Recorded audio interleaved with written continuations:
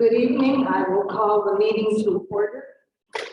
We're back here in the auditorium, which seems wonderful to be here. It's good to see you all here. We're also Zooming for people who can't make it in or choose not to. So thus you'll see the recording going on for that. We will have public access time. If you want to speak to the board, be sure to sign up over on or have you picked it up already? It's still available.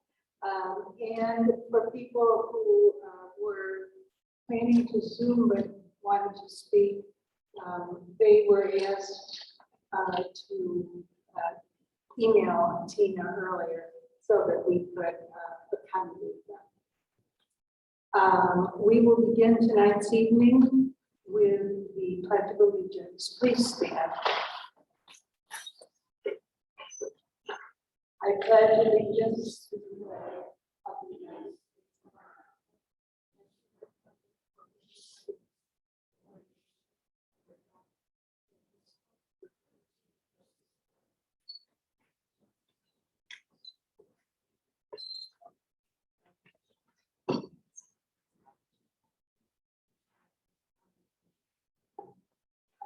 Board members, you do have, I'm struggling with it.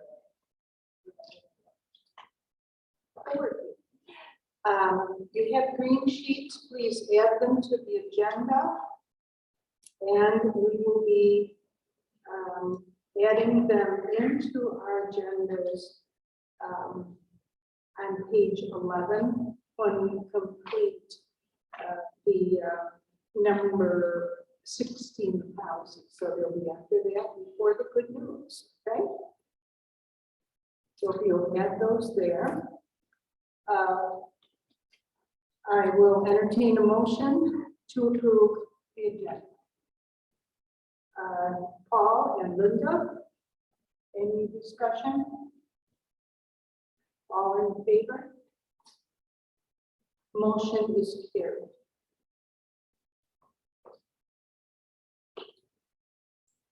Tonight is our organizational meeting for the school year 2021-2022. And in that respect, the first order of business is to administer the oath of office to the superintendent and the district clerk, which I will be doing. So we'll do them one at a time. Now, please repeat after me.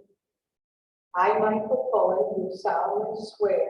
I, Michael Fuller, do solemnly swear That I will support the Constitution of the United States. that I will support the Constitution of the United States, The Constitution of the State of New York. the Constitution of the State of New York, And that I will faithfully discharge the duties that I will faithfully discharge the duties as superintendent to the best of my ability as the superintendent to the best of my ability in the North Rose-Wolcott Central School District. in the North Rose-Wolcott Central School District. Thank you and welcome for another year. Thank you. And Tina, would you please stand? Would you repeat after me? I, Tina St. John, do solemnly swear that I will support the Constitution of the United States, the Constitution of the State of New York, and that I will faithfully discharge the duties as a district clerk to the best of my ability in the North Rose-Wolcott Central School District. Thank you and welcome, and we're happy to have you as clerk again.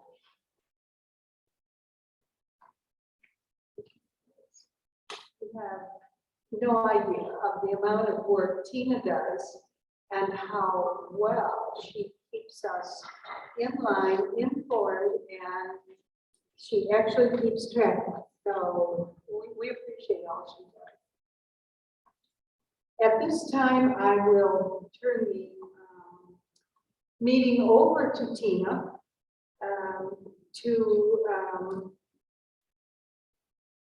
to do the election of board officers. Tina? At this time, I will ask for nominations for president. Nominations are now open for president of Board of Education. Are there any nominations?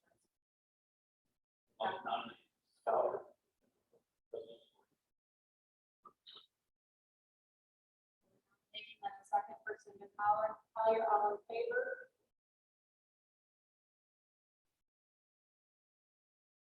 Are there any other nominations? President is president.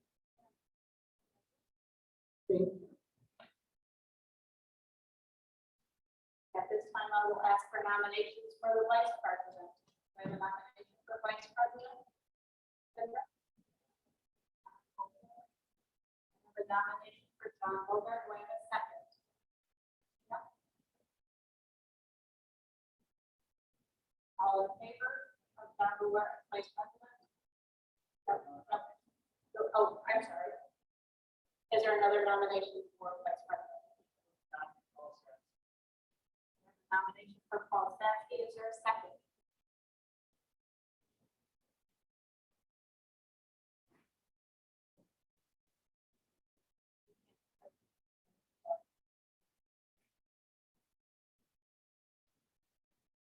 There is no second nomination.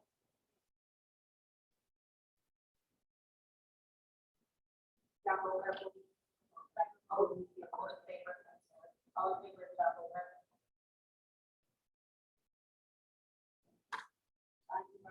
Vice President. Thank you for your stay where you're at. I administer the oath to the President.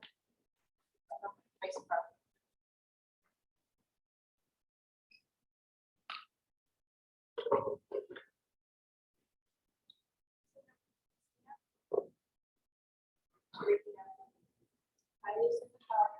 I, Lucinda Collier, Do solemnly swear do solemnly swear that I will support the Constitution that I will support the Constitution of the United States, the Constitution of the State of New York, the Constitution of the State of New York, and that I will faithfully discharge the duties and I will faithfully discharge the duties as board president as board president to the best of my ability to the best of my ability. in the North Norfolk District. North Wolcott Central School District.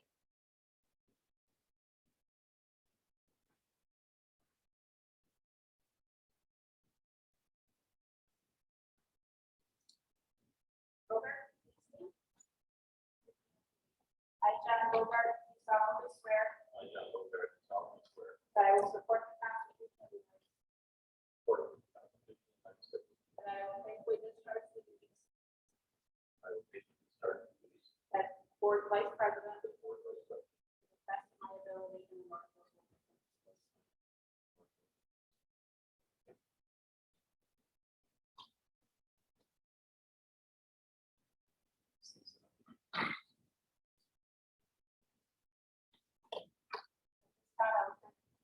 Back over to the president.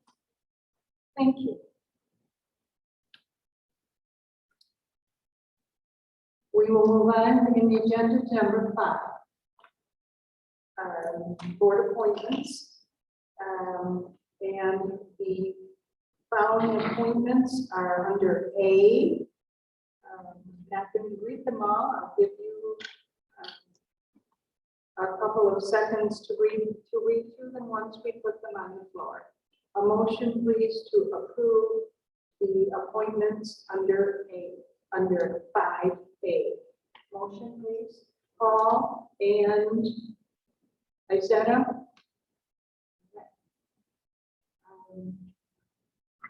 Read and discussion.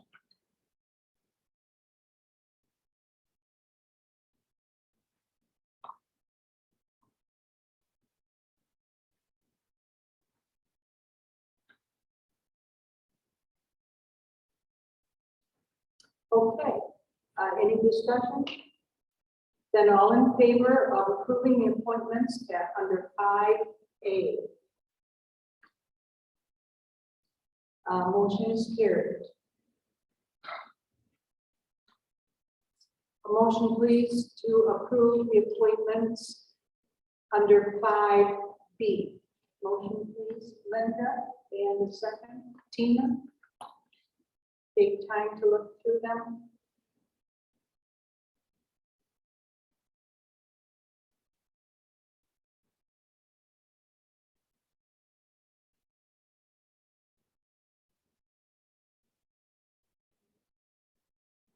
Any discussion? And John, I believe you're going to abstain on this one because you have a relative who is listed. Then, in not hearing any other discussion, all in favor? Motion is carried. 5C. A motion, please, to approve the appointments under 5C. John and Isetta. Take a moment to look through them. Any discussion?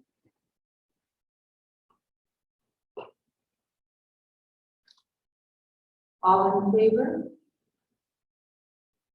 Motion is carried. 5D. A motion, please, to approve the appointments under 5D. Linda and Paul. Take a moment to look through them.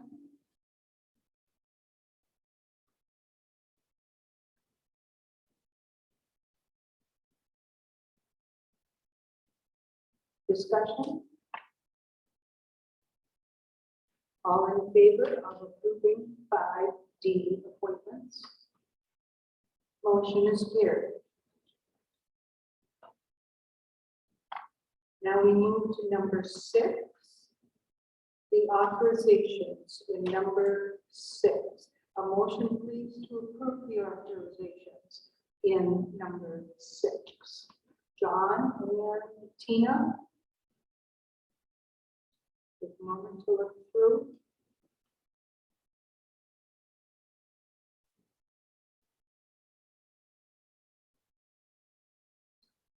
Discussion? All in favor?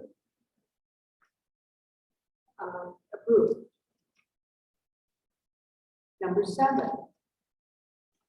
A motion to approve the official undertakings or bonds. Number 7. Paul and Linda.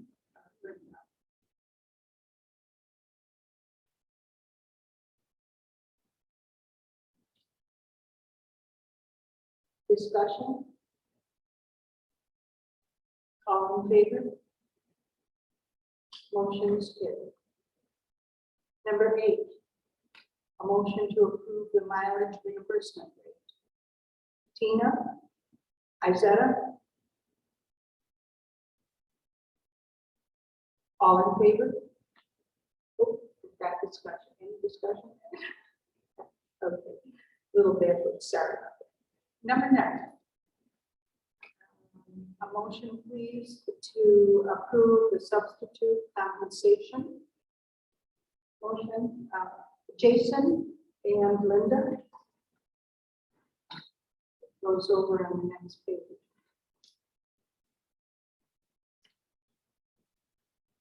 Discussion?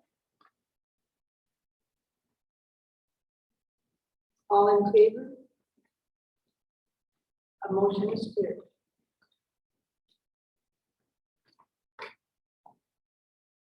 That completes our approval of appointments and authorizations. We move now to number 10. We're on page 6, if you're following along. And this is a presentation, it's a year-end data presentation by Mr. Pullman and Mrs. Corey. So as Megan gets set up, I'm just gonna take a minute to kind of thank the people in the audience. As you just saw them in our middle school tour, you know, we have our administrative staff fully in present tonight. So I'd just like to say thank you to them. You know, throughout the course of the year, we recognize many people for their hard work and their efforts, whether it was the support staff, transportation, custodial maintenance, teachers, teacher aides, the whole nine. A lot of times, the work that's done in conjunction with those folks is done by these people here. So we're excited to share some end of the year data in a very general sense. We know that when we get together for our retreat at the end of this month, our administrator will go a little bit deeper into the actual data and give you some more specific areas in terms of performance and teachers, but very excited to show you all the data that we've come up with tonight and how much progress is being made in several areas despite the pandemic. So for most of us, you've seen the presentations for the school improvement plan throughout the course of the year. So tonight, Megan and I are just going to give you a general overview of that progress.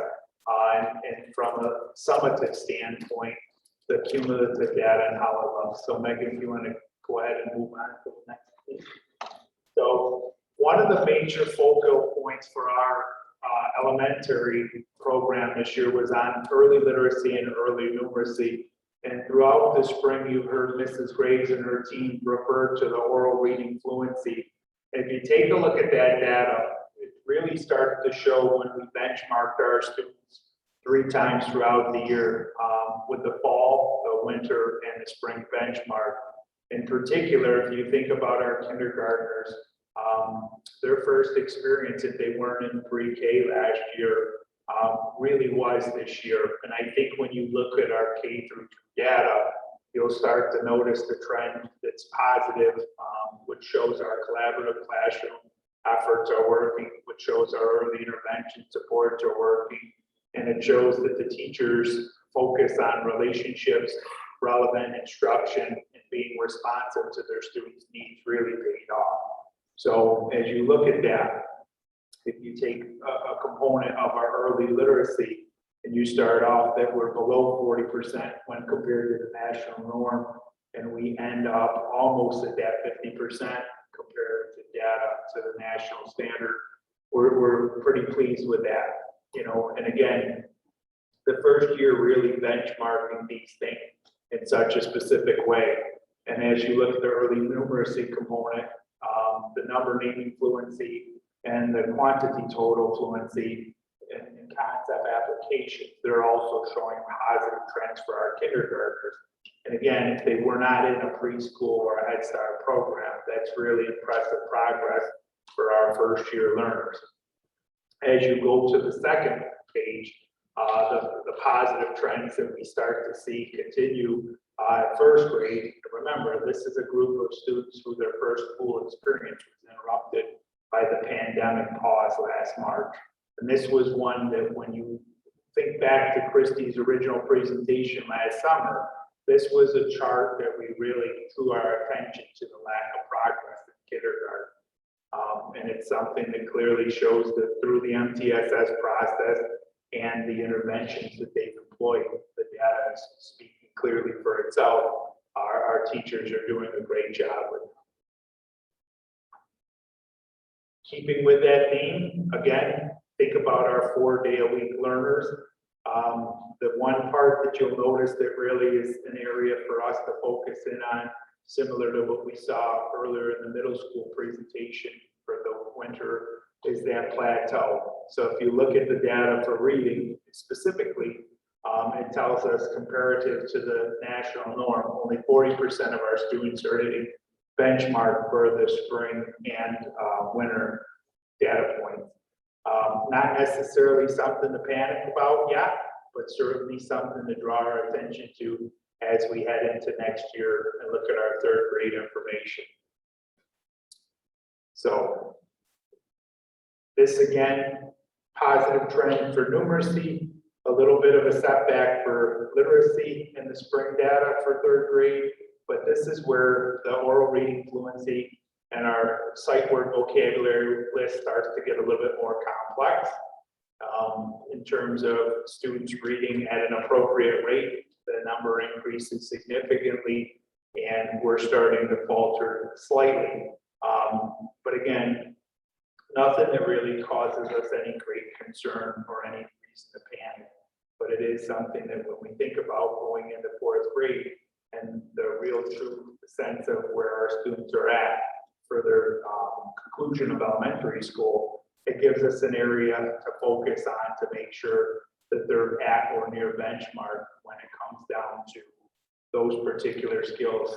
And our approach with oral reading fluency and all literacy skills really is that fluency is the gateway to comprehension. And that if a student can't read at or close to grade level, that's going to creep up on them as the content becomes more foreign to them.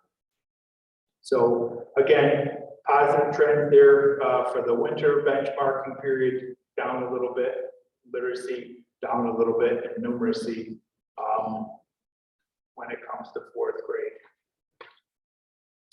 Megan, do you want to share a little bit about the conclusions and inferences? Yeah, so in summary, looking at the elementary school results, some things that we looked at that this year was our first time using the new ELA curriculum of Collaborative Classroom. There was a shift in the small group reading model to improve phonemic awareness and phonics skill development. In K and first grade, they had a shortened school day, which affected the scheduling of all the components of the program, but they were able to have 4 days a week of school. Where second through fourth grade had a shortened school day and only 2 days of in-person learning until later on in the year. So that also affected being able to complete all the components of the program. Looking at those results, the next steps that we're going to take is really to shift the instructional support model and maximize support, really teaming teachers up to be able to support students in the areas that they need support the most. Continue to focus on fidelity in the classroom to make sure that there's consistency within the grade levels and also some vertical alignment. The use of tier 1 progress monitoring and formative assessments consistently to drive instruction. And making sure we have a focus for our interventions on letter naming, letter sound identification, and sight word recognitions, and SIPs, which is our intervention for reading. That goes right along with the classroom. And then oral reading fluency and individualized daily reading will be done consistently. And writing in response to reading will be a focus in the upper grades as students work through collaborative classroom. Any questions or comments about the elementary data? You know, we also have some suspicions. If you think back to the fourth quarter, it's where our elementary students return to 4 days a week as well. So it really played an impact on the socialization, the social emotional activity, and actually, for lack of a better term, relationship building amongst the peers, because the teachers had been working with 50% capacity for half the year. So they're really introducing a new population of students together with one another. So you have some social challenges, you have the weather challenges, and then, you know, acclimating students to a very different peer group than what they've been accustomed to for the previous 13 months. So that very well could be part of the reason for some of the setback. Mr. Statsky, you had a question?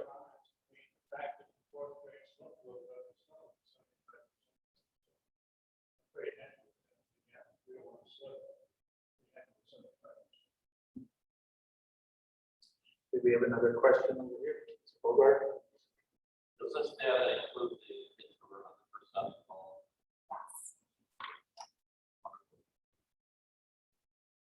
So there's definitely. Yeah, so we've got it broken down by the different groups that we'll dive into a little bit deeper over time. So we can really how those groups that were hybrid versus fully virtual did and the other percentages. That might be a difference in the program.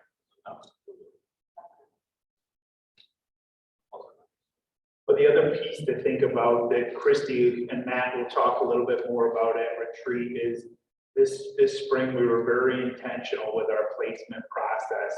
in terms of making sure, you know, it comes down to relevance and relationships. It's making sure the student supports are in place for those classes. And they did that in a very calculated, methodical way, which I think is going to benefit the teachers and it's going to benefit the overall program because there's balance in terms of how those classes have been put together. So we're excited about that. And I think the other piece that really focuses in on the skill set of our teachers is it shows high quality instruction. Starts with that high quality teaching. We're pretty proud of our teachers. So next we're going to move on to 5th and 6th grade. So again, you know, if you take a look at the data, it's the first time that we've used the Aimsweb in this fashion for our student population. And it's something that really, when you talk about implementing a program with fidelity for our K through 6 population to have similar expectations and benchmarking, it's something where it gives us a real good chance to take a look at a large set of data and come up with some very quick generalizations in a very consistent fashion. So as you see, as the students go up and make progress in the grade levels, the areas that are being assessed are a little bit more complex. But again, comparing it to that national norm and holding them to the standard, I believe 5th and 6th grade are two areas that Mark and Brady really started to focus in on after the winter benchmark. And again, for these kids that are transitioning from 4th to 5th grade after a pause, and from 5th to 6th grade after a pause, really did remarkably well. So if you take a look at the general consensus, we're right around that 60% for ELA at 5th grade, and a little bit less in numeracy, but still above that 50% mark for the spring data. As you progress to 6th grade, this is where you start to see a lot of dividends being paid for our students when it comes down to the comparative data. You know, well above 60 in ELA and well above 60. I shouldn't say well above, but above 60% compared to the national standard and numeracy as well. So a lot of reason to be pleased with that data, especially considering for many of these students, they were in the hybrid model where they were in person and fully remote on Wednesdays. So good stuff happening at the middle school. And one of the things that you heard consistently, and Mark mentioned it tonight on the tour, is the collaborative classroom being implemented at 5th and 6th grade. One of the things that really his staff would pay attention to was putting a little bit more PD into that program, and then working with Christy and her coaches to make sure that the coaching model at the middle school mimics the coaching model that's been happening in the elementary. I'll let you kind of go through those conclusions and inferences. Yeah, just like in the short school day, the 2-day week in person for all 5th and 6th graders, and also virtual. And this year, teachers will organize by departments, which is going to be a change next year where teachers will be teaching all 4 subjects and just focusing on one. That way, all the teachers will be providing the classroom piece, so it's a consistent classroom video. Next up, Mr. Cohen said, utilize the instructional approach of the middle school. Again, ensuring fidelity with the programs and expressions in the classroom, making sure we're regularly monitoring how interventions are working. And this is panorama, that's the system we talked about that takes students' attendance, their behavior, their academics, and social emotional health. It's all in one place, so looking at how students are doing in real time by student, by class, by any something they really want to look at. And then again, I'll put some number sets, and then that's something you can see in that.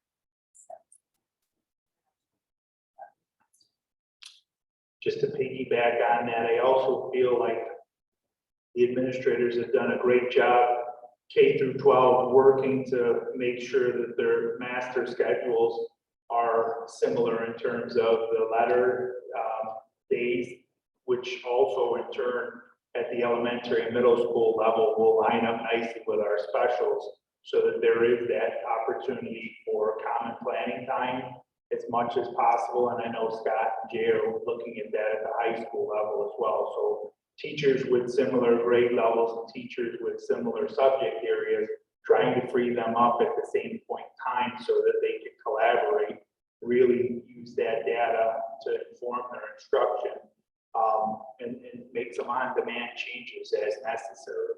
So we're excited about the opportunity to get back into 3 buildings. So 7th and 8th grade, you're seeing the common theme. Again, the consistency in what we're assessing, consistency against the national norm. And although there's a little bit of a regression in reading and ELA, according to the Aimsweb data, it's still above the 60% mark. And keeping that theme in mind that they were under a hybrid model for most of the year. And we know everything that's going on with a middle school child in terms of developmental. We're pretty pleased with that. In terms of the math and the plateau, Megan just talked a little bit about some of those focal points in terms of what we're going to be doing at the elementary in terms of programming. One of the things that you'll recall that we focused a lot of time and energy on last year was curriculum maps, and making sure that our curriculum maps are implemented and followed so that, we're able to kind of assess in terms of the scope and sequence of the content, what's been happening. And I think you're going to start to see the more work we do to revise and revamp those curriculum maps on a yearly basis, that this data will continue to grow in a positive trend. The other piece that you think about as you look toward the 8th grade data is that, again, this is just one piece of benchmark information.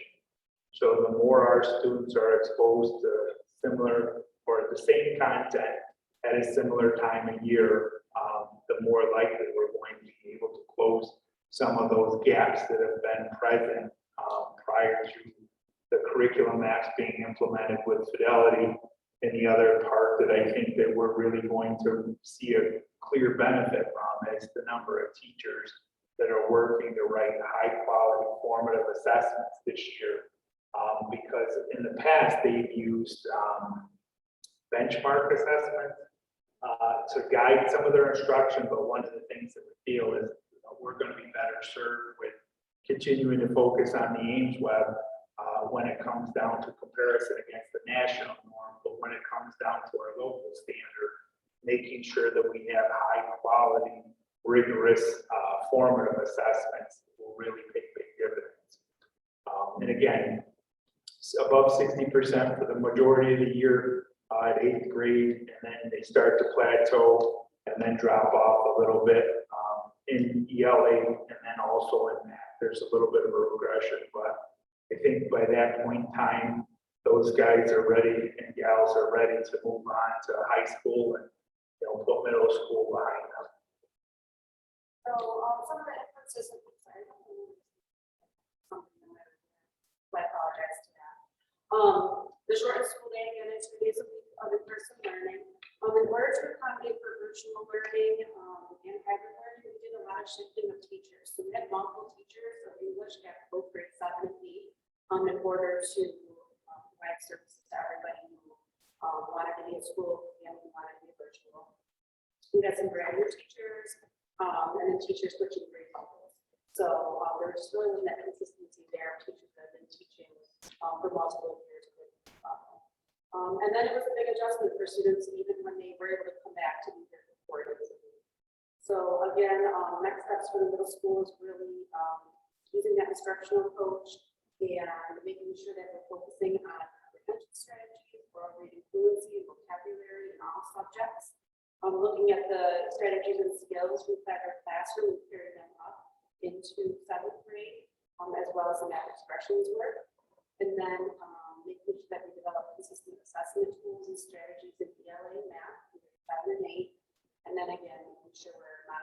elections. The next, we're going to look at high school. High school a little bit different. We don't have Ainsworth there, so we're looking at passing rate. And here's the ninth grade in each core subject by quarter.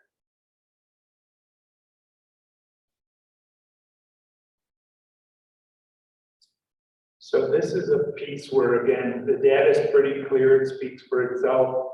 A little bit of concern in science and social studies that very well could be content related.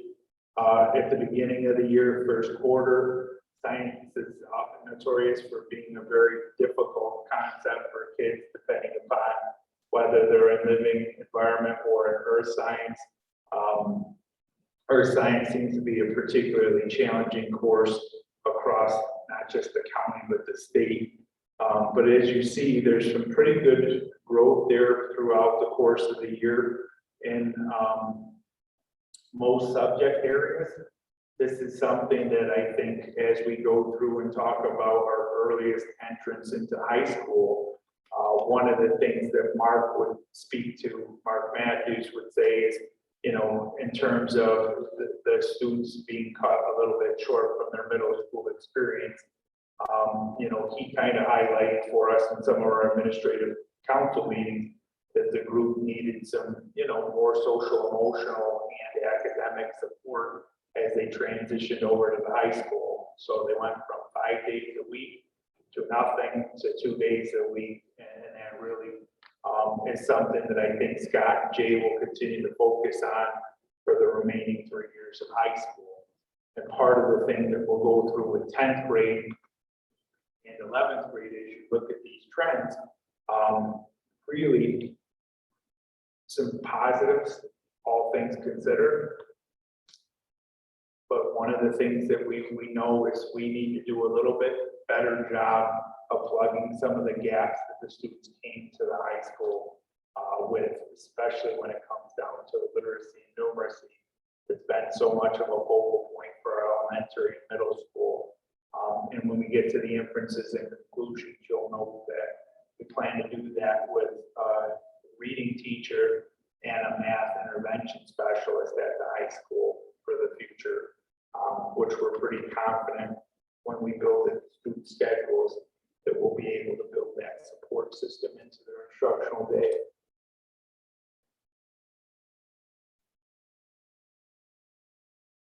So 11th grade, which was traditionally a very difficult year, used to be very Regents heavy in the past. Our students did fairly well. A thing I would say would be a concern for me is in science as they end the year, only 68% of our students passing. That's something that I think moving forward, making sure that we're pushing 4 years of math and science and ensuring that our students are leaving with the standard that we have in mind. And wrapping up, this is something that you heard throughout the course of the year. At the beginning, when Abby Jo presented to us about the challenges of being a senior going into a hybrid schedule, and then our students really making the most out of the experiences and how our staff at the high school rallied around them to ensure that the students were being successful, no matter what it took.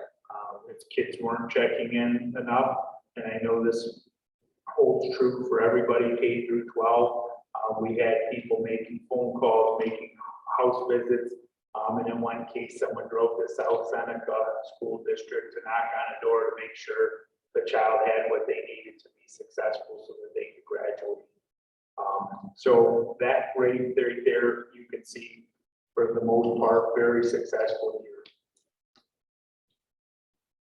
So looking at the high school summary, to circle and talk about, we had students who transitioned from middle school to high school without ever being in the school. And even for students who were there, it was only 2 days a week to learn a whole new system of high school. And ninth grade also was the cohort that had the highest number of fully remote learners at high school. For some students, the mask wearing created a barrier to increasing their engagement, and some of these factors did impact student achievement.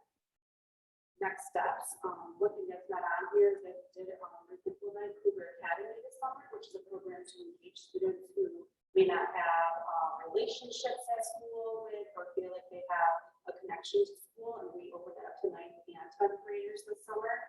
So we're hoping to get some kids back into school by offering that to them in the summer, so they can build some relationships with staff and other students that will go to high school next year.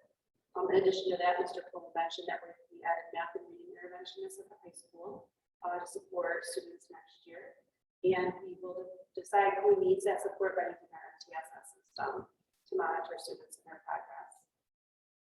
We also plan to utilize SIPS Plus, which we talked about at the elementary and middle school. There is an intervention for the high school level for reading support that we're going to be adding to our interventions next year. So I think as we go through the progress of looking at the high school data, some of the stuff to keep in mind, you know, when we look at the Regents data in particular, is Regents data didn't really impact our students one way or another. It wouldn't be counted against them as a negative. In some cases, students did not show up, you know, so that was one of the things that Scott and I talked about very early on, is you do not overthink the lack of participation for the Regents assessment. As soon as students heard that it's not going to count against them, they chose to show or not show up. But rather look at the number of students who did show up and who did take the test to measure it against our program, to see how we're doing in terms of the circumstances that we were given, and whether our kids are successful or not. So this data is something that they'll drill deeper into as part of our retreat, as part of their school improvement plan. There is some positives there for this year's current 8th grade. If you look at the participation rate and the success, those are numbers to be celebrated. If you think about ELA at the 11th grade level, you know, 83% passing rate. And then those students, so 4 out of 12, 30% of them who've taken that assessment, you know, were at mastery. So while we didn't get the group participation, the success was good, the mastery was there, and as we move forward toward an August, January model to complement our June assessment period thinking forward, when we get back into a regular rotation of Regents exams being administered, we will come up with a proactive approach to ensure that the students who need assessments and need support will have that, whether it's through 21st century, the literacy specialists that we talked about, or the math interventionist we talked about. And one of the things that we really want to focus in on at the high school level for so many of those students who've had their world changed is the social emotional component, and making sure that we have those supports in place. We are actually advertising for that school social worker at the 6 through 12 level. So with the board support, that's been something that we're really looking forward to. So that's it in a nutshell. I know it's a very general overview, but again, we'll be getting into some more deeper data discussion as we head to our retreat. But we wanted to give that to you as a way to conclude the 2020-2021 school year and start off the 21-22 school year with some progress that they were actually able to make. Any questions, comments, concerns? Feedback? Batsby?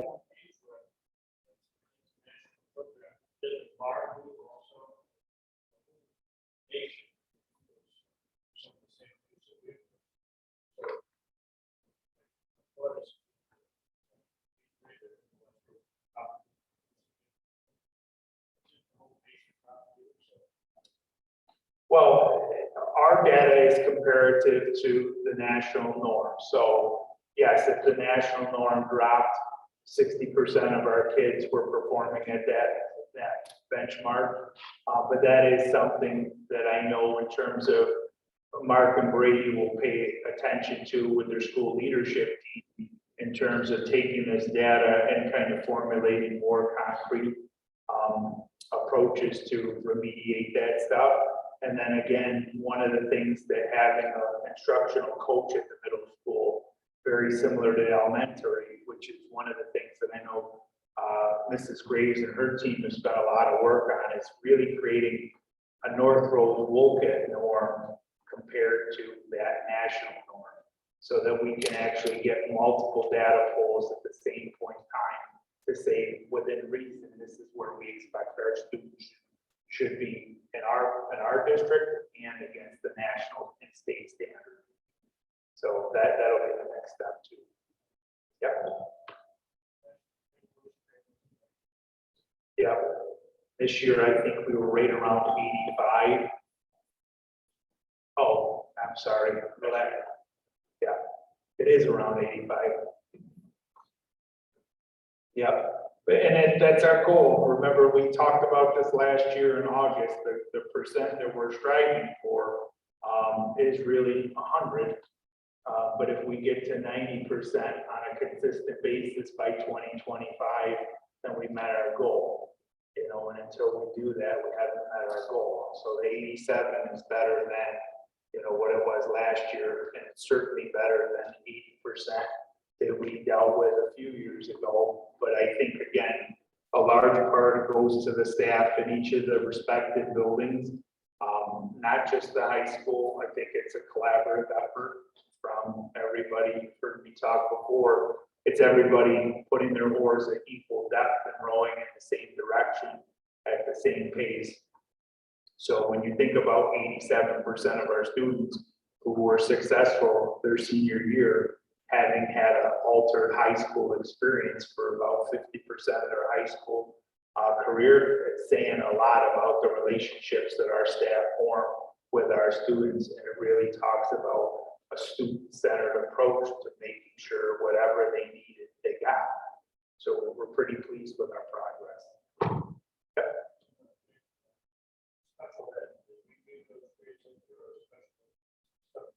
No, special ed students, always a general ed student first, so that data is all inclusive.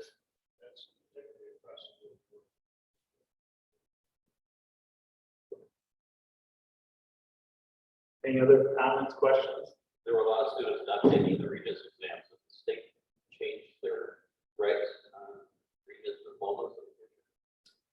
Well, you'll recall that Commissioner Rosa used to be Regents Chair Rosa, and a couple of years ago, her big push was to really look at the local diploma and restoring the approach that it used to be. Students would graduate with a local diploma that meant something as well.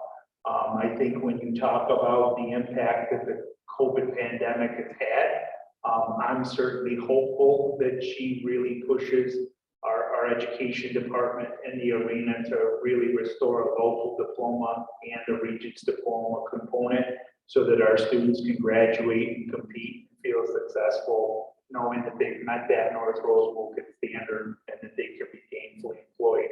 So we're holding out hope for that. Haven't heard much since from the Board of Regents since she took over as commissioner, but we're optimistic that her approach is still the same. I agree. Thank you.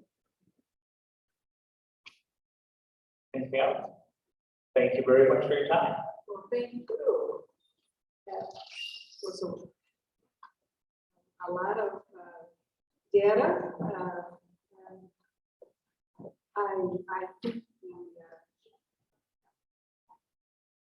I think the fact that you stress time and time again the relationship between the teachers and the students is such a key component to the education of our kids.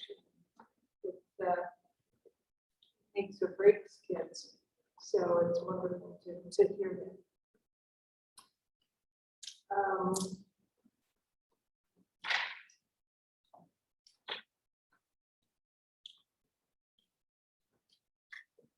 We move on to reports. The audit committee met. I said it, you're chair of that committee. Anything you'd like to say about it? We did meet, we were virtual, but we did meet. And the committee reviewed the claims on this report. Out of over 2,000 purchase orders, purchase order claims, 109 had deficiencies in 12 categories. The most prevalent issue is signatures. For the lack thereof. I believe Mr. Megan has already talked with staff and what they need to do to correct those deficiencies in the future. And we didn't feel that it was very alarming when you look at the number of purchase orders that were issued and the number of errors. But Mr. Megan is working on that. And the audit committee is recommending that we accept the report and the action plan. Thank you. John, policy committee? We have some policies for second read for the vote tonight. And they're all pretty, we went over them last time. Pretty common sense type things that deal with the operation of students. Data in the schools, child abuse, which is unfortunately around. Special education mediation, which is pretty well legally set, regulation set. And instruction in certain areas like health, driver ed, things like that. Student data, protection of student data breaches, and unfortunately have budget implications. But the policy's there, it's well written, and it sort of tells us what to do if certain things happen. So hopefully we could pass those policies. And I'm sure that there are some more coming at some point here. Never ending. All right. Good, thank you. At this time, we're in 12 on our agenda. Is there anyone who would like to speak to the board? No one signed up. All right, so moving on to the consent agenda. The consent agenda goes through page 9. Could I have a motion, please, to approve the consent agenda? Isetta and Bettina.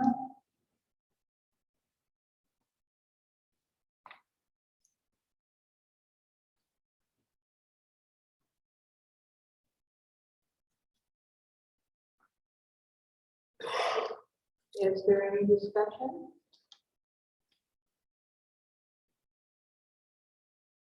All right, all in favor of approving the consent agenda?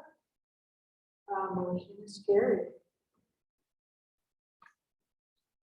Number 14.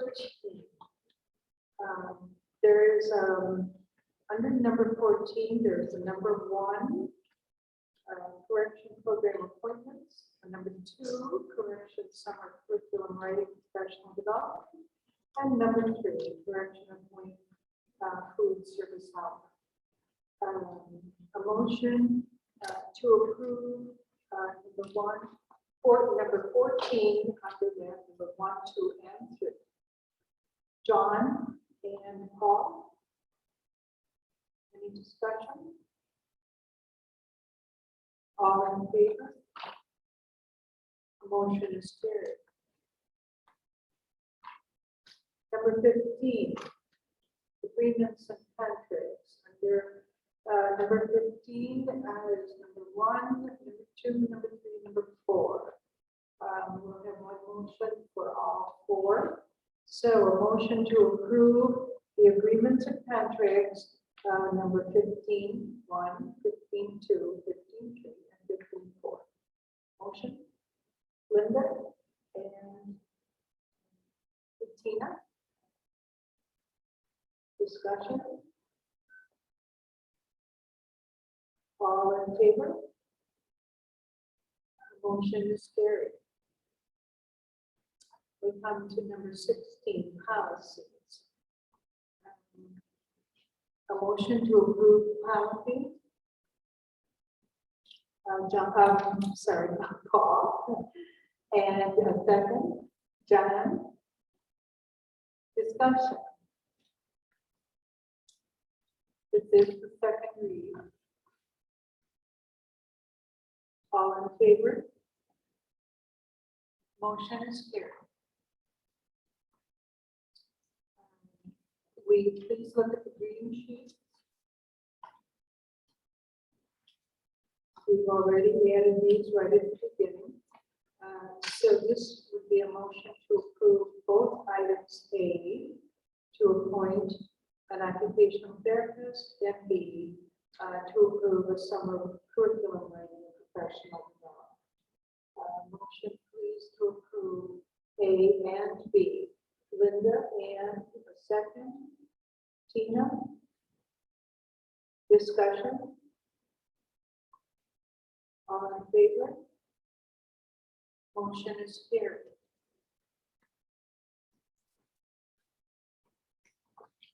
Does anyone have good news for tonight?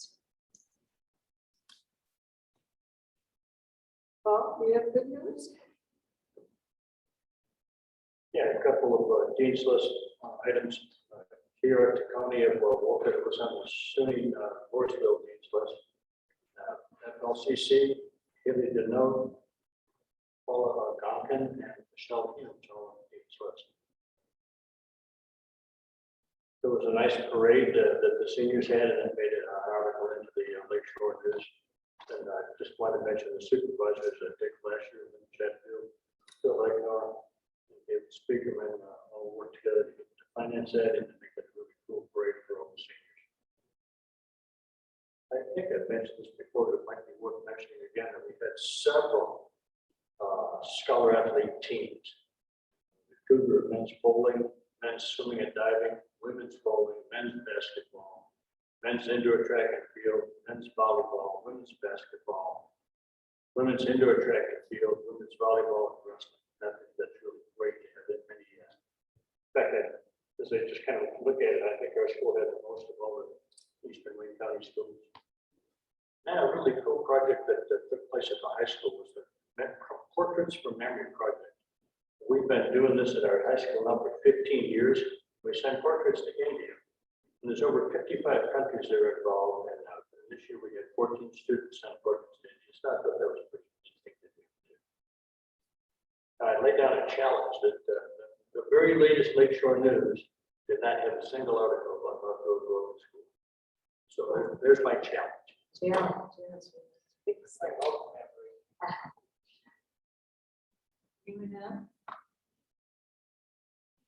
I'd just like to say that I think all the students who, the teams that are scholar athlete team, give a tribute to our coaching staff who are interested in the whole student, not just winning the game, but in their performance academically as well. When your coach is on your back to what's wrong, but how are you doing? Can I help? Let's get you some help. That kind of thing. It goes along. So kudos to our coaches. Mr. Poland, do you have something you'd like to update us on? Sure, I'd just like to take a minute. Again, I started the meeting by recognizing our administrators, and many of you had a chance to interact with them at the middle school. But I'd like to officially welcome Matthew DiGiambattista. Matt, if you could just kind of wave your hand to the group here. Matt is working as the assistant principal at the elementary school with Mrs. Graves. I'd like to welcome Mrs. Rita Lopez over there, our new director of food services, who just started with us. We're excited about what both of them bring. And then Mr. William Bonville is in the middle there. And he's the new director of facilities. And then behind him is Mr. Fred Prince, the director of human resources. They all started and joined our team. Bill actually got a head start. I believe he started on June 2nd. If memory serves me correctly, and everybody else, I think Rita started on June 24th, and Matt and Fred just officially started last week. 1st of July. So we're excited about the team that's coming together. We're excited about putting such a talented group of administrators in charge of our programs, and really looking forward to getting together with the Board of Education on the 29th and 30th. The 30th will be with the board and our administrators working together at retreat. And the 29th, it'll be our administrative team working on some goal setting, some school improvement work, and then sharing with the Board of Education how our school improvement plans align to our new strategic action plan. So we're excited about working with the board on the 30th and having you get to know our administrators on a much deeper level in terms of what they bring to the table in terms of their talents. So that'll be coming up shortly. But again, you know, they had last week off, and you know, summer programs started in full effect today, so they're right back at it. So we're pretty pleased with that, and pretty excited about what opportunities our group of staff are bringing to our students. That's my portion. Thank you. The board welcomes you all. We hope you have a wonderful year here. We look forward to meeting with you and getting to know you as well. I would like to say to the board members, I appreciate your support for another year as president. And I will be thinking about board committees for the next year. So if there is something that you're particularly interested in, or you really want to change from what you've done in the past, please send me an email so that I can begin working on that. I would like to keep at least one person who is experienced on one of the committee to take over the chair. But it's always good to go to a new committee too, because that broadens your perspective as a board member. So let me know. And for all of you out there, our next board meeting will be in August. On Tuesday, August 10th. We expect to have 2 Tuesday board meetings in August, the 10th and the 24th. But then in September, we're going to move board meetings to, most of them will be on Thursday night. That is to better accommodate what needs to be done to prepare for board meetings by the staff. And also, if it ends up to be a particularly long board meeting, it means the staff can recuperate hopefully on Saturday following and Sunday before they have to come back to a full week. But mostly it's for the preparation of the board meeting.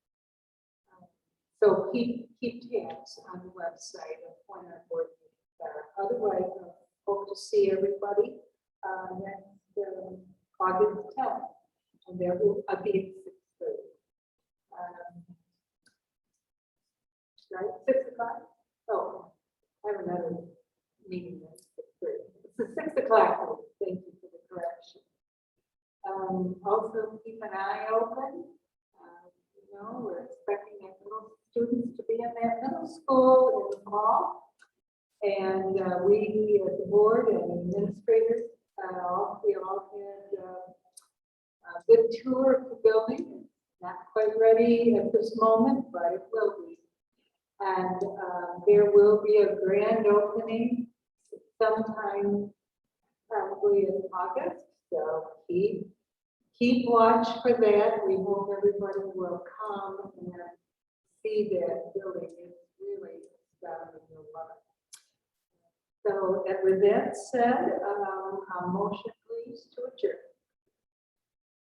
Tina and Isetta, discussion.